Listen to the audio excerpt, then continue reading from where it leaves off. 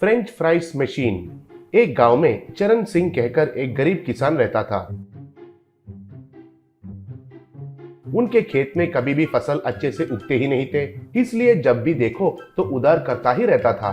एक दिन चरण सिंह खेत में काम कर रहा था, तब चरण सिंह के दोस्त पंकज उधर आया और चरण सिंह से, तुमसे ये बात कैसे कहना है पता नहीं चल रहा है यार, अब तक तुम मेरे पास बहुत कर्ज कर चुके हो। दोस्त है कहकर इतना दिन सह लिया, कहा। तब चरण सिंह, मेरे हालत तो तुम देख रहे हो ना यार, मैं तो चाहत से तुम्हारे पैसे नहीं देने के लिए तो नहीं कर रहा हूँ, कहा। तब पंकज, मुझे पता है, इसलिए आज तक तुम्हारे ऊपर दबाव नहीं डाला, लेकिन तुमने जो गिरवी रखा है ये खेत से भी ज्यादा पैसे उधार कर चुके हो। मैं तो ब्याज भी नहीं डाला, लेकिन मेरा भी जरूरतें रहते हैं ना। मेरे बेटे को पढ़ाई के लिए विदेश भेजने के लिए देख रहा हूँ। तुम तो कैसे भी पैसे वापस करोगे कहकर आज तो नहीं है, इसलिए ये खेत बेचना चाहता हूँ, कहा। तब चरण सिंह बहुत दुखी हो गया और कुछ नहीं कह पाया। कुछ देर के बाद, ठीक है, तुम्हारा मर्जी, तुम भी क्या कर सकते हो, आज से इस खेत के साथ मेरा रिश्ता खत्म हो गया है, कहा।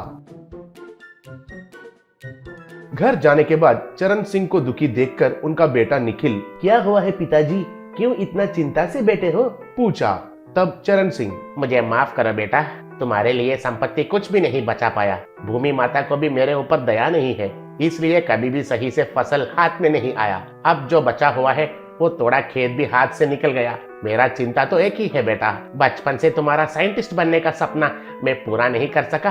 अब तक तो जैसे भी जिंदगी गुजार लिया, अब मुझसे नहीं होगा, मुझे माफ करो। मुझे खेती बाड़ी के अलावा और कुछ काम आता ही नहीं, कहा। तब नितिन, जो हुआ सो हुआ है पिताजी, अब हम शहर चले जाएंगे। मैं कोई छोटा सा नौकरी देखता हूँ, नहीं तो 4 बच्चों को ट्यूशंस पढ़ाता हूँ, कहा। तब चरण सिंह, इस गांव को छोड़कर मैं नहीं जा सकता हूँ, इधर ही रहकर कूली का काम करूंगा। अगर इधर रहूंगा तो हर रोज एक बार कम से कम मेरा खेत को अपने आंखों से देख सकता हूँ, कहा। तब नितिन को बहुत दुख लगा, लेकिन कुछ नहीं कर सका और मन में, कैसे भी करके मेरा पिताजी ने खोया खेत को उसे फिर से वापस खरीद कर देना चाहिए, सोचा। नितिन पढ़ाई के लिए शहर चले गया।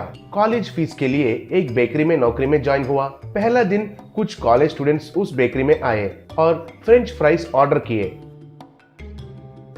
उनका बिल देखकर नितिन एकदम हैरान रह गया और मन में, 2 प्लेट फ्रेंच फ्राइज का दाम 500 रुपए, सोचा। उस कॉलेज का स्टूडेंट्स कुछ भी सोचे बिना बिल भर के नितिन को 50 रुपए टिप देकर चले गए। उस दिन भर उधर आने वाले सब लोग फ्रेंच फ्राइज ऑर्डर करने लगे। नितिन ने मन में गिनती किया। उस दिन नौकरी छोड़कर गांव वापस चला गया। तब चरण सिंह से, पिताजी मैं यहाँ 2 महीने रहता हूँ, मुझे कुछ सवाल मत पूछना, कहा।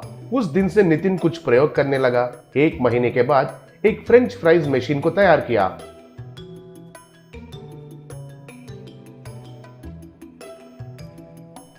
उसे देखकर चरण सिंह हैरान रह गया। तब चरण सिंह, इससे क्या कर सकते हैं, पूछा। तब नितिन उस मशीन का स्विच ऑन किया। पिताजी हमारे बिल्लू के पिता से पूछकर एक थैली में आलू लेकर आया हूँ, आप उन आलू को मशीन में डालते रहो, कहा। तब चरणदास उन फ्रेंच फ्राइज मशीन में आलू को डालने लगा। नितिन एक बड़ा कटोरी में फ्रेंच फ्राइज को डाला।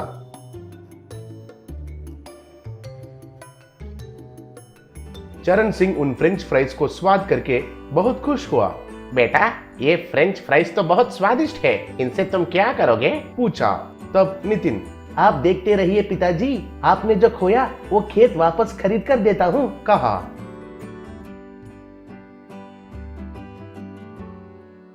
उस दिन से चरण सिंह और नितिन मिलकर फ्रेंच फ्राइज मशीन में फ्रेंच फ्राइज बनाने लगे और नितिन उनको एक ट्रॉली ऑटो में भर के शहर ले जाकर बेकरी में सप्लाई करने लगा।